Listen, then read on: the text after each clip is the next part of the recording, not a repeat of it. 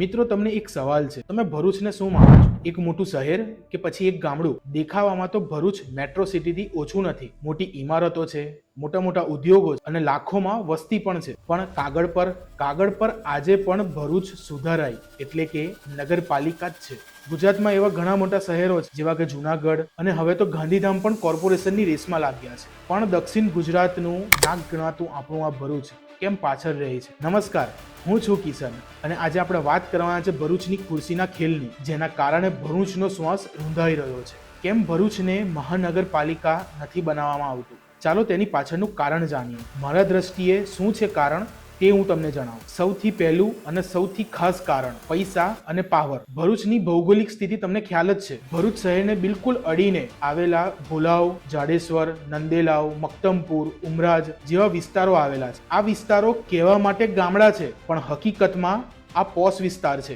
અહીંની ગ્રામ પંચાયતો સૌથી ધનિક ગ્રામ પંચાયતોમાં ગણાવવામાં આવે છે. જો ભરૂચ મહાનગરપાલિકા બને તો આ દરેક ગ્રામ પંચાયતોને તાળા વાગી જાય અને બધું કોર્પોરેશનમાં ભળી જાય. હવે અહીં જ પ્રોબ્લેમ ઊભો થાય છે. આ સમૃદ્ધ પંચાયતો એવું નથી ઈચ્છતા કે તેમની આવક અને ગ્રાન્ટો શહેર સાથે વેચાય. અત્યારે અહીં દરેક પંચાયતો પાસે પોતાનું ફંડ છે, તેમની સત્તા છે અને અહીં કોર્પોરેશન આવે તો સૌથી પહેલા તેમની પાસેથી તેમનો પાવર જાય અને તેમની સત્તા કોર્પોરેશન કમિશનર પાસે જતી. બસ આ ખુરશીના ખેલને બચાવવા માટે આખા ભરૂચને બાનમાં લેવાયું છે. બીજું બહાનું બતાવવામાં આવે છે કે સરકારનો નિયમ છે જ્યાં ચોક્કસ પ્રકારની વસ્તી હોય તો ત્યાં કોર્પોરેશન જાહેર કરવામાં આવે. પણ સત્ય શું છે? આપણા ભરૂચમાં ઘણી મોટી કોર્પોરેટ એરિયા આવેલા છે. ભરૂચની અંદર અંકલેશ્વર, દહેજ, ઝઘડિયા જેવા વિસ્તારોમાં ઘણા મોટા ઉદ્યોગો આવેલા છે અને ત્યાં લાખોની સંખ્યામાં લોકો અપડાઉન કરે છે, જેને આપણે ફ્લોટિંગ પોપ્યુલેશન કહી શકાય. તેના લીધે જ તેને ગણતરીમાં લેવાતું નથી. જો ભરૂચ શહેરના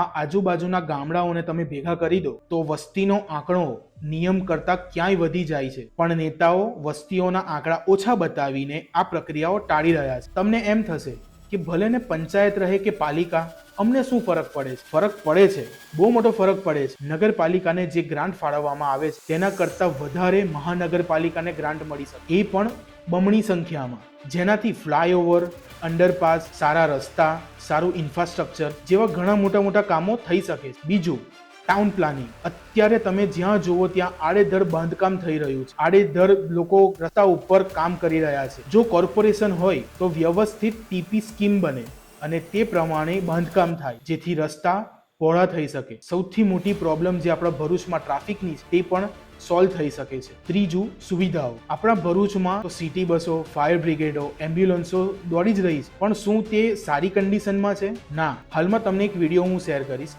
કે જે વિડીયો આપણા સિટી બસની છે, જ્યાં રસ્તા પર સિટી બસ ચાલી રહી છે અને ત્યાંનો પાછળનો કાચ તૂટી ગયેલી હાલતમાં જોવા મળ્યું. આનાથી નુકસાન કોને? તમે ભરૂચમાં જ્યાં જ્યાં જુઓ ત્યાં ટ્રાફિક અને ગંદકીની સમસ્યા છે. તેનું કારણ એ જ છે કે આપણી પાસે ફંડ અને પ્લાનિંગની કમી છે. અહીં કોઈ વાત કોઈ પક્ષની નથી કે કોઈ સત્તાધીશની નથી. અહીં વાત છે સ્થાનિક નેતૃત્વના નબળાઈની. સત્તા પક્ષ હોય કે વિપક્ષ, સ્થાનિક લેવલે તો દરેક પોતાનું સેટિંગ કરે છે. પંચાયતના સભ્યોને પોતાની ગ્રાન્ટ વાલી છે અને શહેરના નેતાઓને મહેનત કરવી નથી. ને એક બાજુ કોઈ પણ નેતા છાતી ઠોકીને ગાંધીનગરમાં કોઈ અપીલ નથી કરી શકતો કે અમને મહાનગરપાલિકાનો દરજ્જો આપ. કારણ કે જો મહાનગરપાલિકા બને તો સિસ્ટમ પારદર્શક બનશે, મોટા અધિકારીઓ આવશે અને નાના નેતાઓની દુકાન બંધ થશે. તો હું તમને કહું છું કે તમને ગામડું જોઈએ છે કે પછી શહેર? આપણો આ સમય પાકી ગયો છે અને આપણે આ ગામડાની માનસિકતામાંથી દૂર આવી અને મેટ્રો સિટીની માંગ કરવી પડશે, મહાનગરપાલિકાની માંગ કરવી પડશે. જ્યાં સુધી ભરૂચ મહાનગરપાલિકા નહીં બને ત્યાં સુધી ટ્રાફિક,